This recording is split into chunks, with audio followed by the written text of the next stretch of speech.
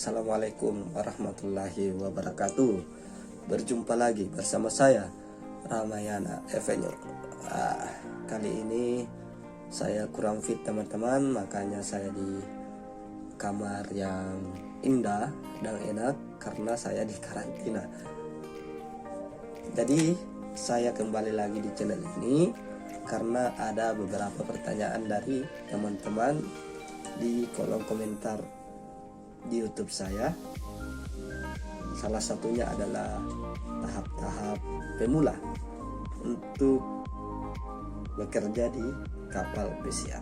Nah, mungkin kali ini saya menyempatkan waktu untuk membahas tuntas sampai kita bisa naik di kapal pesiar sesuai apa yang saya persiapkan atau apa yang saya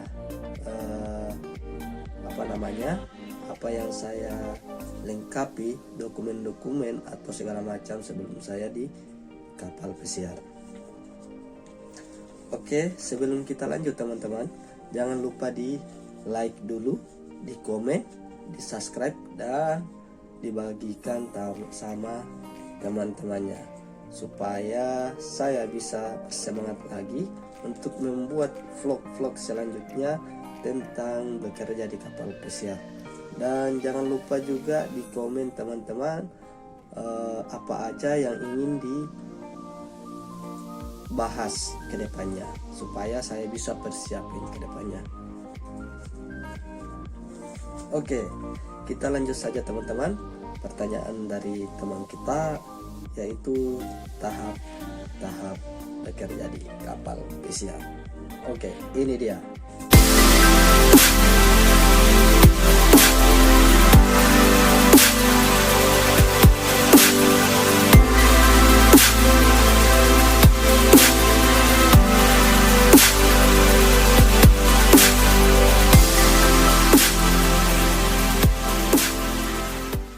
Oke teman-teman, jadi yang pertama persiapan yang harus kita punyai sebelum bekerja di kapal pesiar, yaitu kita harus mempunyai pengalaman dulu.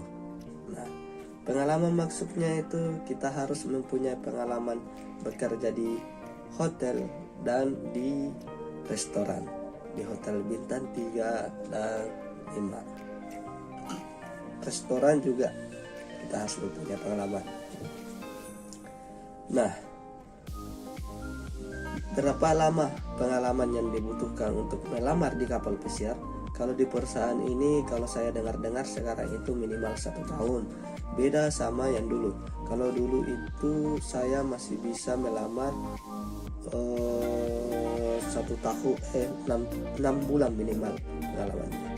Dan apanya juga umur.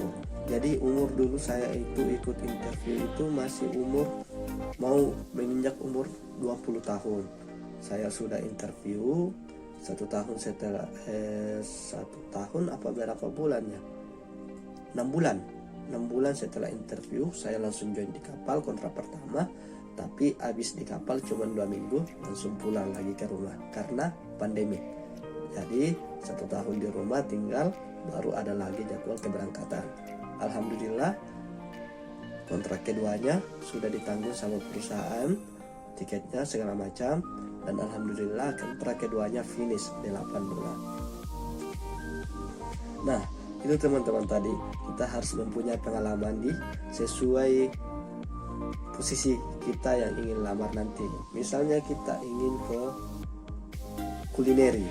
Nah, kulineri maksudnya bisa di garis steward, di komi, CDP, chef dan chef, segala macam.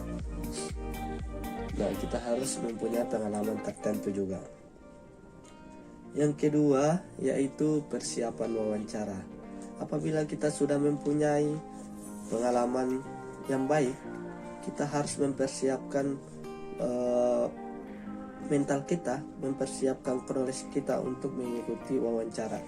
Misalnya, kita harus tahu apa yang akan ditanyain kita di interview nanti. Misalnya kalau saya di kulineri itu dulu masalah cutting board, basic cutting, basic cooking, dan basic frying, segala macam, banyak. Jadi itu salah satunya pertanyaan-pertanyaan. Dan oh iya, satu lagi, masalah omelet. Nah, itu yang harus kita ketahui sebelum kita melamar. Omelet dan apalagi ya, mother sauce juga kita harus tahu. Oke teman-teman, saya minta maaf sebelumnya kalau suara saya kurang bagus karena saya kurang fit sebenarnya. Saya masih flu dan batuk, jadi suara saya begini. Saya cuma menyempatkan waktu doang membuat vlog ini karena ada salah satu teman yang ingin dibuatkan vlog, yang ingin dibahas apa-apa saja persiapan untuk bekerja di kapal pesiar. Nah, itu tadi teman-teman persiapan untuk wawancara.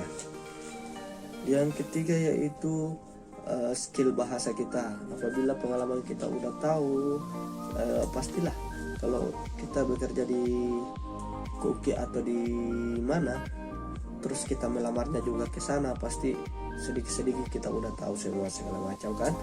Nah, lanjut lagi ke skill bahasa Inggris. Jadi misalnya kita udah tahu ini, knowledge kita udah bisa kita prediksikan, udah bisa lah. Nah, selanjutnya bahasa kita improve lagi supaya kita bisa mengerti apa yang ditanyain nanti dan apa yang harus kita jawabkan nanti. Nah, itu dia yang harus kita ketahui, yang harus kita improve ya. Nah, selanjutnya teman-teman, yang keempat itu menentukan posisi kita. Nah, sama yang saya bilang tadi, sesuai yang posisi kita mau ambil nanti, kita harus tahu dulu sebelum kita melamar. Misalnya kita basic kita di kitchen. Nah, kita harus tahu dulu itu. Saya mau ke kitchen ini, saya harus pelajari tentang ini. Nama-nama dari basic cutting, basic macam-macam cutting board, apalagi omelet, mother sauce. Nah, kita harus tahu itu sebelumnya. Nah, itu dia teman-teman, kita harus menentukan posisi dulu.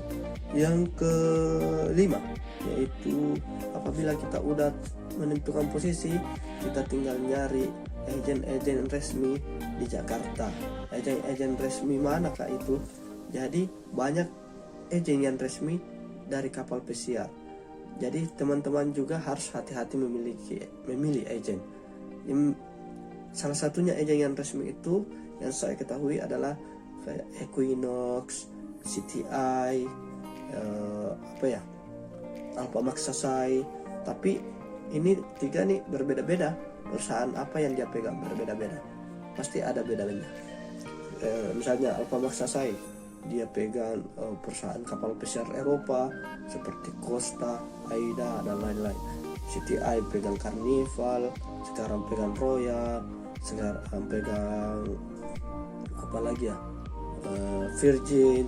Nah, Ebu pegang Royal, pegang apa namanya, Celebrity, banyak. Itu beda-beda semua. Jadi tergantung kalian mau nyari ke kapal mana, tinggal pilih kalian mau ke perusahaan kapal mana.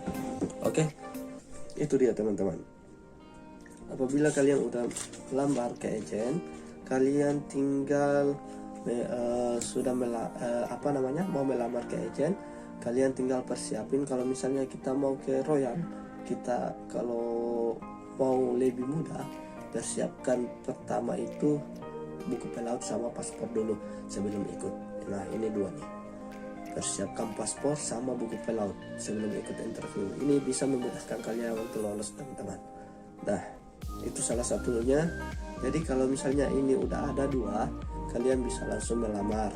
Kalau misalnya kalian orangnya di Makassar atau di luar Pulau Jawa, bisa langsung ke Jakarta untuk mengikuti wawancara. Karena Ibu ini atau CTI ini biasanya mengadakan wawancara di mana-mana. Jadi tinggal ikuti aja Instagramnya, tinggal cari kapan dia ada waktu untuk wawancara.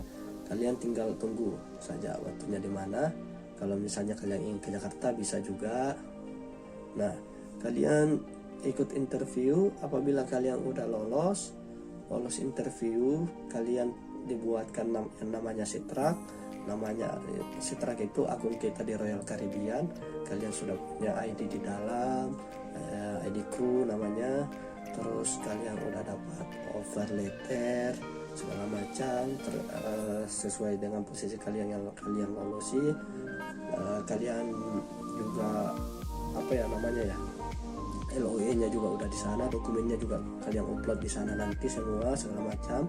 Habis itu kalian udah dibuatkan Sitrak, kalian tinggal lanjut pembuatan dokumen lainnya seperti BST, SAT, dan CCM. Karena tadi kan sudah ada paspor nih, paspor sama buku telang, jadi tinggal kalian lengkapi BST, SAT, CCM.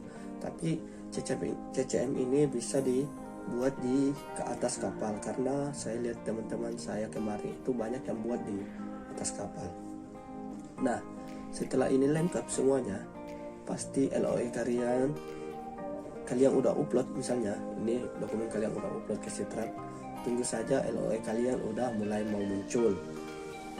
Setidaknya kurang lebih dari 1 minggu dokumen kalian udah centang biru hijau di Sitrak, itu tandanya udah LOE udah mau turun. Nah, misalnya LOE sudah turun nih, kalian sisa lanjut pembuatan medikal. Nah, kalau LOE sudah ada, tinggal lapor ke agen kalian masing-masing. Selanjutnya dibuatkan jadwal untuk medikal. Nah, habis medikal kalian, misalnya kalian udah lolos di medikal, selanjutnya tahap terakhir. Nah, ini yang menentukan kalian lolos tidaknya menuju di kapal pesiar atau tidak. Kalau misalnya kalian join di mana di US, itu ini yang menentukan ini visa C1D. Nah, ini yang menentukan kalian bisa join atau tidak. Misalnya medical udah ada, kamu store ke agent kalian masing-masing. Selanjutnya kalian dibuatkan kalian dibuatkan schedule buat visa lagi. Nah, kalian bayar lagi di situ buat bukan visa. Jadi saya mau bahas dulu ya tadi ya, medical sama visa itu kalian bayar teman-teman. Sama buku pelaut, paspor, BST, SAT kalian semua bisa bayar. Jadi maksudnya bukan kalian bayar ke agent ya, bukan. Kalau misalnya kalian buat BST itu misalnya di Makassar atau di Pertamina di Jakarta, kalian itu bayar sendiri, bayar langsung ke tempat kalian pembuatan ini. Nah, visa itu kalau sekarang itu kurang lebih berapa ya, 3 juta atau 2 juta ya sekarang, kurang tahu, aku udah lupa visanya keluar berapa. Nah, apabila kalian lolos di visa, semoga aja kalian lolos di visa, semoga aja dipermudahkan semua, amin. Kalian tinggal tunggu berangkat. Nah, kalian tinggal tunggu berangkat. Kapan berangkatnya di LOE, kalian tinggal terbang. Sekarang itu kalau new hire dibeliin 3 sama perusahaan, habis di kapal baru diganti. Itu enaknya sekarang. Kalau saya dulu itu beli sendiri tiket dari Makassar ke Jakarta beli tiket lagi ke mana ya, ke Dubai ke Orlando kemarin. Jadi saya itu beli tiket kurang lebih 14 juta teman-teman, 14 juta. Itu ya alhamdulillah semuanya udah tergantikan semua. Dan selanjutnya kalian udah berangkat di kapal pesiar dan selanjutnya menikmati pekerjaan di kapal pesiar.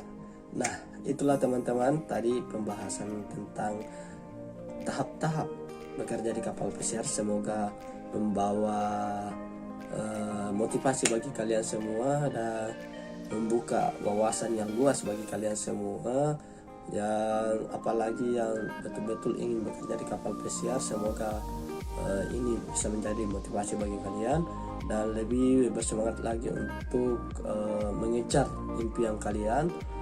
Semoga kalian sehat selalu, sukses selalu, dan jangan lupa di like, komen, dan subscribe YouTube saya Ramayana Avenue. Ikuti YouTube saya supaya bisa semangat lagi membuat konten-konten tentang kapal pesiar. Nah, oke teman-teman, sampai jumpa. Salam satu jangkar dan Iwako.